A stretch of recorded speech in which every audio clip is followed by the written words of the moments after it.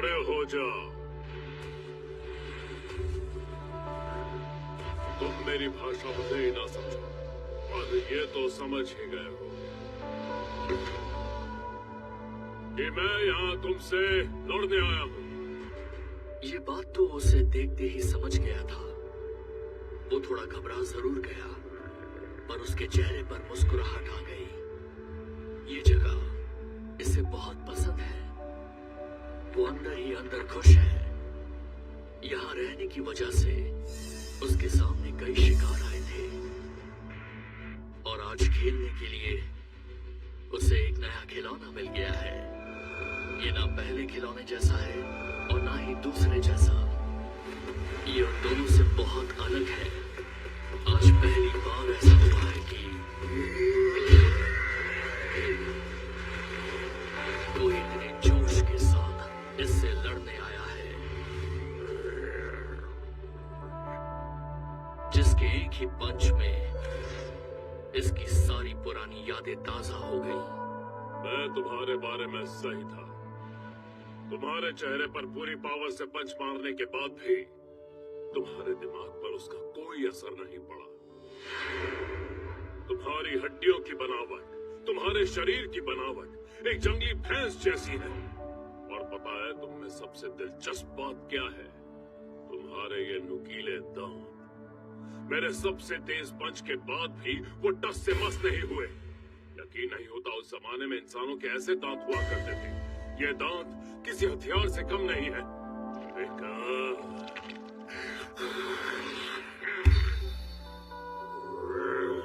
आओ अपने दांतों को आजमाएं। मैंने अपने दांतों को ऐसा ट्रेन किया है कि मैं इनसे नारियल की चटनी बना सकता हूँ। अपने जमाने में तुमने इन दांतों से बड़े बड़े डायनासोर्स का शिकार किया है। देखते हैं किसके दांतों में कितना दम है।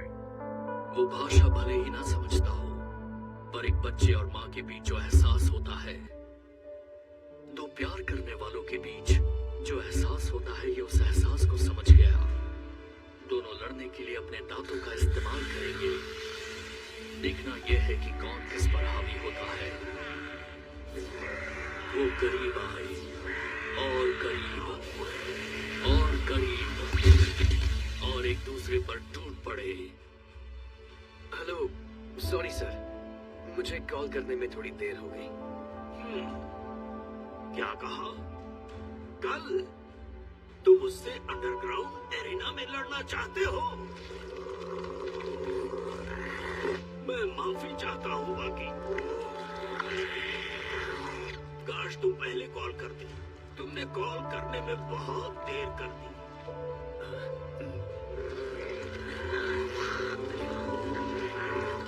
अच्छा सुनो बाकी, क्या तुम्हें कोई अंदाजा है कि मैं इस वक्त कहाँ हूँ और मेरे सामने क्या हो रहा है?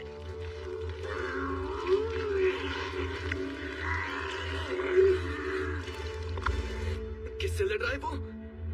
ओ बाकी, मैंने बताया ना, तुमने बहुत देर कर दी। सुनो बाकी, क्या हुआ?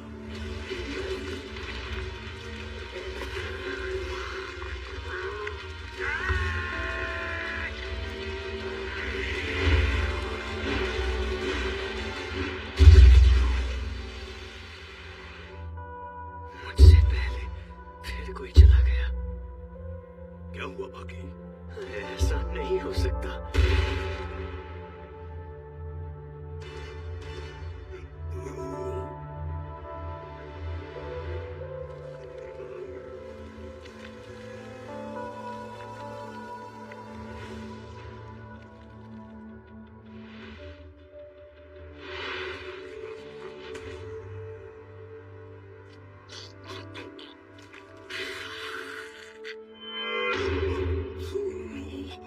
जैक, ये क्या?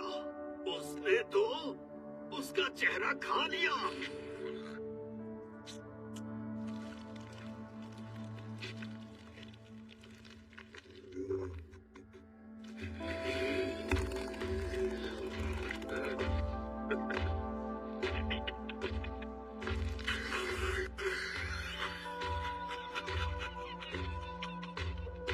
ओ जैक, जैक हंस रहा है। वो हंस क्यों रहा है? वो उसका आधा चेहरा खा गया, उसका इतना खून बह चुका है, फिर भी वो हार मानने को तैयार नहीं।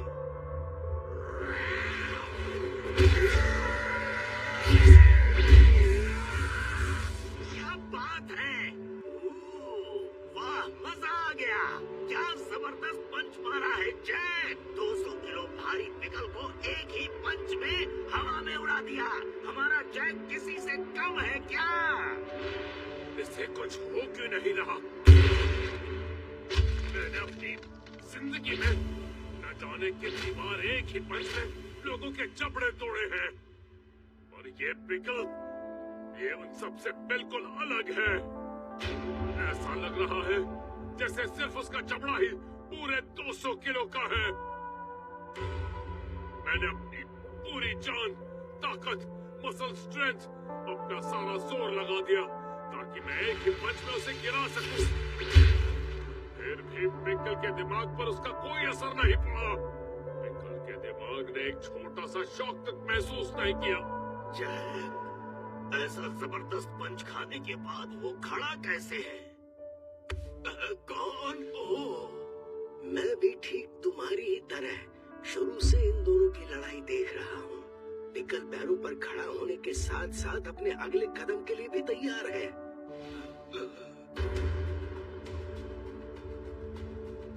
ओह, फिर से वही स्टांस। अब इसे रोकना बहुत मुश्किल होगा।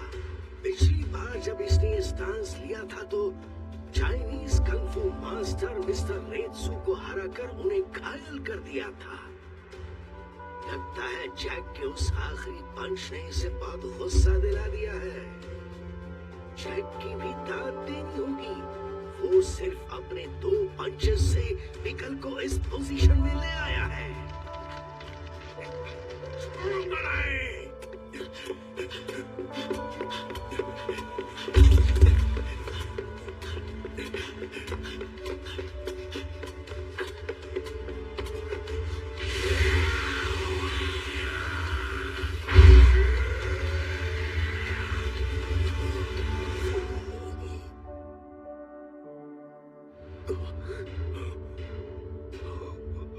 ये क्या हुआ?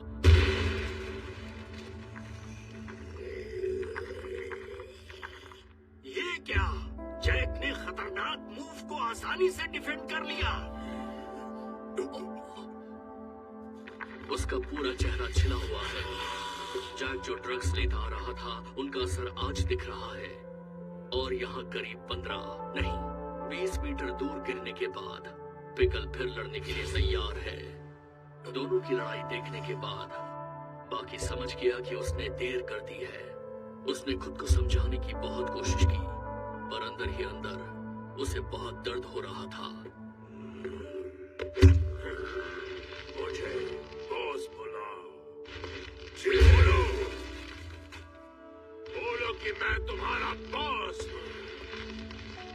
मान जाओ कि इस युग के लोग तुमसे आगे बढ़ चुके हैं। चलो, मुझे बॉस बुलाओ। ये क्या कर रहा है? कहीं ये उसे मार ना दे। जानते हो मैं इस वक्त क्या महसूस कर रहा हूँ? तुम जानते हो ना मैंने अपनी पूरी जिंदगी कैसे बिताई है? जानते हो ना? महंगे से महंगा खाना, शराब, लड़कियां, पैसा, इज्जत, दौलत, शोहरत। मैंने इन सारी चीजों को त्याग दिया था। जानते हो किसके लिए? मुझे जिंदगी में हमेशा से बस एक ही चीज चाहिए थी, और वो है ताकत। मैं प्रैक्टिस में इतना खो जाता था कि टॉयलेट तक नहीं जाता था। इस शरीर को बनाने के लिए मैंने दवाइयां खाई, इंजेक्शन लिए। मुझ में बस ताकत की भूख थी। अपनी हड्डियों को लंबा करने के लिए तुम्हें अंदाजा भी है मैं कितने दर्द से गुजरा हूँ। मैं आज भी अपनी डाइट पर ध्यान देता हूँ, हर रोज मेहनत करता हूँ, और मैं अपनी मेहनत बर्बाद नहीं जाने दूंगा। ये मेरा जमाना है, मैं यहाँ किसी को राज नहीं करने दूंगा।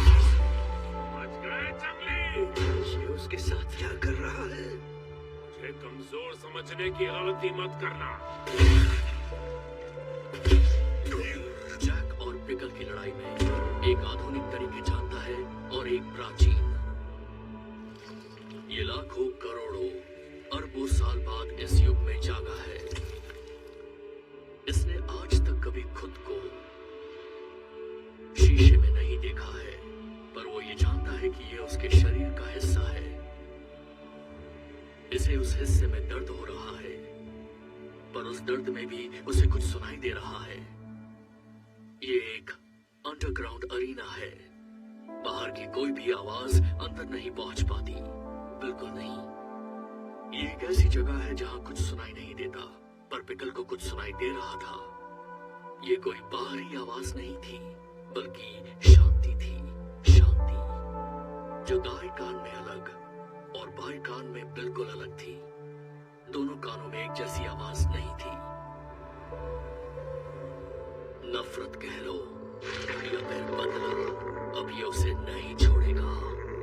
इस आदमी ने उसके शरीर का एक हिस्सा जो तोड़ दिया है। मुझे बॉस बुलाओ, ये मेरा जमाना है। ये उसे इसके लिए माफ नहीं करेगा। आज पता चल जाएगा हम इंसान तुमसे ताकतवर हैं या कमजोर। ये आवाज कैसी? ये तो यहीं खड़ा है। आखिर ये बच कैसे गया? क्या किया इसने? और ये धूल, अचानक ये धूल कहां से जमा हो गई? और वो आवाज किस चीज की थी? तूने देखा? हाँ देखा। अरे बाप रे बाप, मिस्टर तोकुगावा, आपने देखा ना उसने क्या किया? ये तो यही है। फिर वो आवाज किस चीज की थी? ये धूल मिट्टी कहां से आई? क्या कर रहा है ये? हिम्मत है तो इस बार बच कर दिखा। फिर से वही आवाज सुनाई दी, फिर बच गया।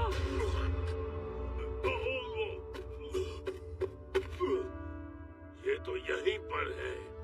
मैंने इसके पैरों पर मारा तो इसे लगी क्यों नहीं? ये कैसे हो सकता है? मुझे लगता है हमें कुछ दिखाई नहीं दे रहा, क्योंकि मुझे फिर से वही आवाज सुनाई दी।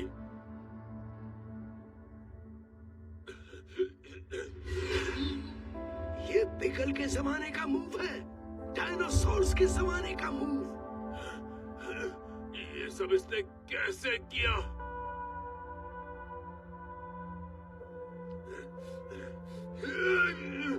अब समझा, अब मैं इसकी ट्रिक समझ गया। मुझे बेवकूफ बना रहा था। मैं इसे पूरी ताकत और तेजी से पंच मार रहा था। मुझे लगा पिकल का शरीर भारी होने की वजह से वो शायद इतनी तेजी से 1 इंच भी नहीं हिल पाएगा।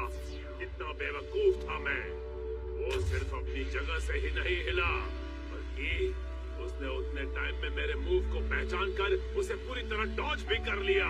सिर्फ इतना ही नहीं, उसके 10 मीटर पीछे जो दीवार बनी है वो उस पर स्प्रिंग की तरह टकराकर वापस अपनी जगह पर आकर खड़ा हो गया। और मैं ये सब देख तक नहीं पाया। इस जंगली ने मुझे 1 नहीं 2 बार चकमा दिया है। इसने मुझे बेवकूफ बनाया। एक बार किसी ने मुझसे कहा था, मान लो एक आदमी बिल्ली के साथ एक पिंजरे में बंद है। पंजे कह लो, दांत कह लो या फुर्ती की बात कर लो, बिल्ली के पास वो हर चीज है जो एक इंसान को हराने के लिए काफी है।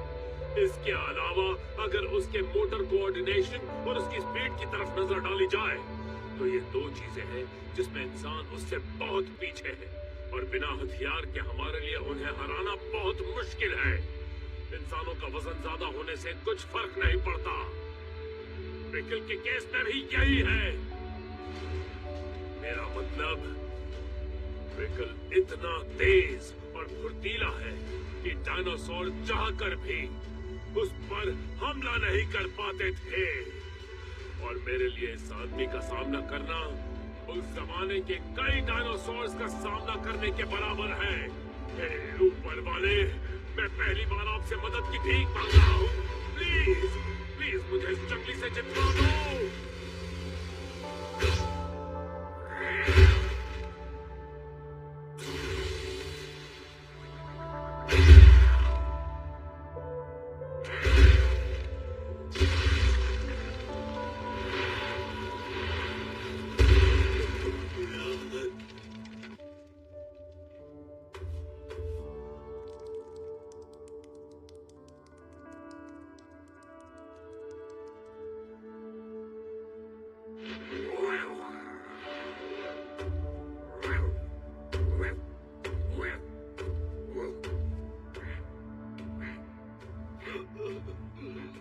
जैक उससे हार गया। वो अपनी जीत की खुशी मना रहा है। और ये उसकी तीसरी जीत है।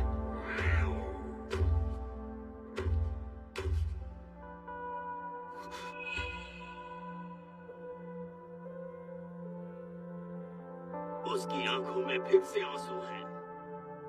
ये अपने दुश्मन को अपना दोस्त मानता है। इनके जमाने में ऐसा ही होता था। जीतने वाला हारने वाले को खा जाता था। इसलिए इसे यहाँ से ले जाना होगा। ऐसा क्यों हो रहा है? मेरे सारे मनपसंद फाइटर्स हार रहे हैं। पहले सी किंग रेत्सु, फिर कत्सुमी ओरोची और इस बार जैक हैमर। एक एक करके सभी उस जंगली से हारते जा रहे हैं। अरे मिस्टर तोकुगावा, खुद को संभालिए, ये रोने का वक्त नहीं है।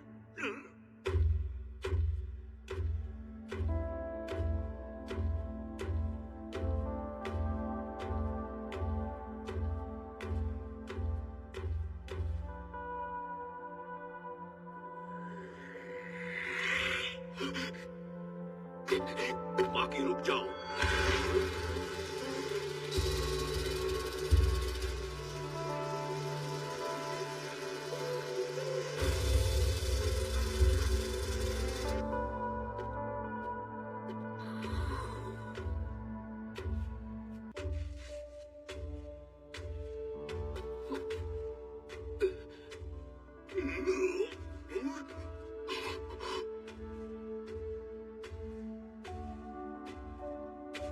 आज से करोड़ों साल पहले जब पिकल बच्चा था, उसे जंगल में एक कीड़ा सता रहा था। वो अपनी जिंदगी में पहली बार इतने छोटे दुश्मन का सामना कर रहा था और आखिरकार उसने उस कीड़े को पकड़कर उसे मार दिया। और फिर हमेशा की तरह वो अपने दुश्मन को खा गया। उसके मुंह में शहद की थैली फट गई और शहद की वजह से उसका मुंह मीठा हो गया। फिर उसके बाद जो हुआ, उसने उसके होश उड़ा दिए। उसके मुंह में अचानक झंझनाहट होने लगी। एक बार वो दर्द सहन कर लेता, पर ये जलन उससे सहन नहीं हो रही थी। ऐसा लग रहा था जैसे उसके अंदर ज्वालामुखी फटा हो और हर तरफ लावा बह रहा हो। उस छोटी सी मक्खी ने उसके शरीर के अंदर, उसके मुंह के अंदर तबाही मचा दी थी। उसे आज भी याद है वो किस तरह तड़पा था। और फिर कुछ घंटों तक उसका हिलना मुश्किल हो गया था। उसके दिमाग में ये बैठ गया था कि कुछ चीजें मरने के बाद भी नहीं मरती, और ये आदमी भी उनमें से एक है। पिकल जानता था ऐसी हालत में भी उस आदमी में बहुत जान बची है। बचपन का वो हादसा पिकल के दिमाग में बस गया था और इसलिए शायद वो अपने दुश्मन के करीब भी नहीं जाना चाहता था। ना चाहते हुए भी पिकल उससे घबरा रहा था। उसे देखते ही उसके पसीने छूटने लगे थे। वो उसे कहा क्यों नहीं रहा, समझ नहीं आ रहा। जैक तो यहाँ पर बेहोश पड़ा है। जैक कितना भी ताकतवर क्यों ना हो, मुझे नहीं लगता कि वो इस हालत में लड़ भी पाएगा। पिकल उसे देखकर पीछे क्यों हट गया? आखिर वो जैक से डर क्यों रहा है?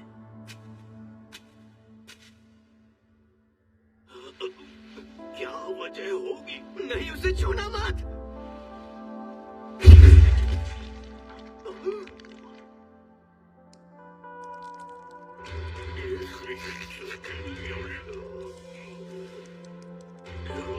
ये क्या? बेहोशी की हालत में भी उसने हमला किया। अगर पिकल ने जैक को छू भी लिया होता तो उसकी उंगलियों ने उसके कान के पर्दे फाड़ दिए होते और शायद उसके मेडुला को भी बर्बाद कर दिया होता। अगर ऐसा होता तो जैक ये लड़ाई जीत जाता। जैक ने अपनी बॉडी के हर एक सेल को ट्रेन कर रखा था।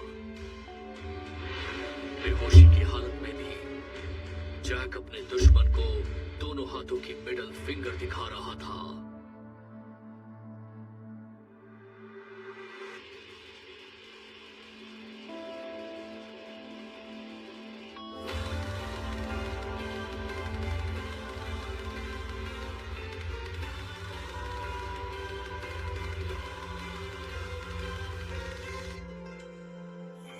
もこれにまみれたこの世界時にしえの大地時を超えて蘇る芯に刻まれた教示長く眠りし気高きウォリアーぶつかり合う互いのバック火花散らそのエリア踏み込むボーダーかき通ってデジャー最高に恋焦がれるファイター目覚めよ今時は来た